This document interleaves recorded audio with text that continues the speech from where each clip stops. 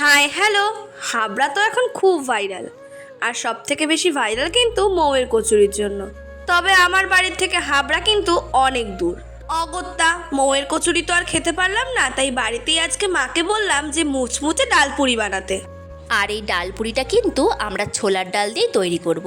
আমি এখানে 100 গ্রাম ছোলার ডালকে 1 ঘন্টা ভিজিয়ে রেখেছিলাম।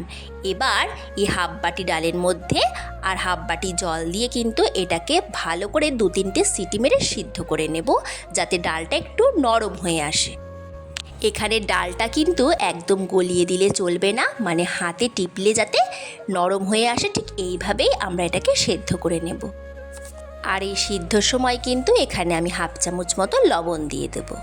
এদিকে ডালটা সেদ্ধ হতে থাক, ওদিকে ডালপুরির জন্য চলুন আটার ডোটা তৈরি করে নিই। এখানে নিয়ে নেব 1.5 বাটি মতো আটা, আর এতে দিয়ে দিচ্ছি হাফ বাটি মতো সুজি।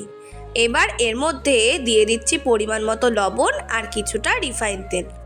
তারপর সব উপকরণকে ভালো করে কিন্তু হাত দিয়ে একটু ভালো করে মিশিয়ে নেব, আর অল্প অল্প জল দিয়ে একটা নরমও না শক্তও না এমন ডো তৈরি করে নেব।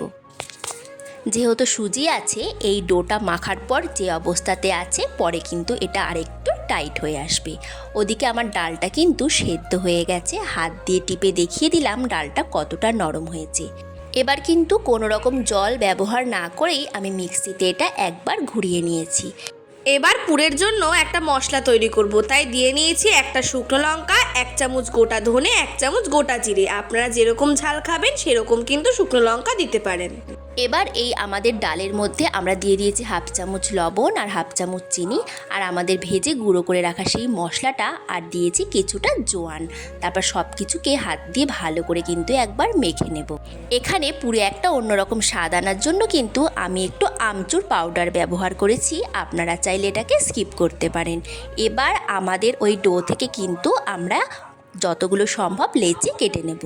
কচুরি তো আপনারা অনেকেই রান্না করেছেন, তবে কচুরি কিভাবে করলে খুব খাস্তা হবে সেটাই আজকে আপনাদের সাথে শেয়ার করছি। ছোট ছোট লেচির থেকে লুচি বেড়ে নিয়ে ময়দা আর রিফাইন তেলের যে শুকনো মিশ্রণটা বানিয়েছিলাম সেটা এবার এর মধ্যে লেপে দেব।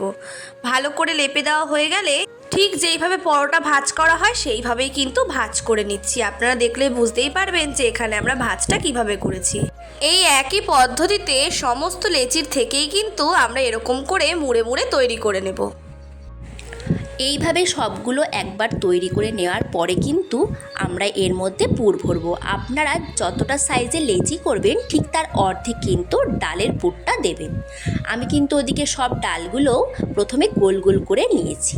এবার আমার তৈরি করা চৌকোগুলো হালকা করে আরেকটু বেলে নিয়ে তার মধ্যে আমি ডালের পুরটা দিয়ে দেব, আর হাত দিয়ে হালকা করে চেপে দেব। আর এইভাবে সব পুর ভরে প্রথমে আমি রেডি করে নিয়েছি। তারপর প্রথমে একটা লেচি নিয়ে হাত দিয়ে একটু চেপে দেব, আর আলতো করে চেপে চেপে কিন্তু একটু মোটা করে এই কচুরিগুলোকে বা ডালপুরিগুলোকে আমি বেলে নেব। এবার এই কচুরিগুলোকে একদম কম আঁচে আস্তে আস্তে ভেজে নিতে হবে, যাতে ভেতরটা ভালো করে সেদ্ধ হয়ে যায় আর বাইরেটাও লাল হয়ে আসে। এইভাবেই একদিক ভাজা হয়ে ওপর দিকে উঠে এলে অপর দিক পাল্টে লাল করে ভেজে তুলে নেব। আর এরকম করেই সবগুলো ভেজে নিলেই কিন্তু আজকে আমাদের মুচমুচে ডালপুরি একদম তৈরি। তাহলে দেখেছেন তো, আজকে আপনাদের সাথে আরও একটা নতুন রেসিপি শেয়ার করে দিলাম। ভিডিওটা ভালো লাগলে চ্যানেলটা সাবস্ক্রাইব করতে ভুলবেন না, আর এই ডালপুরিটা বাড়িতে বানিয়ে আমাদের জানাতে ভুলবেন না যে কেমন হলো।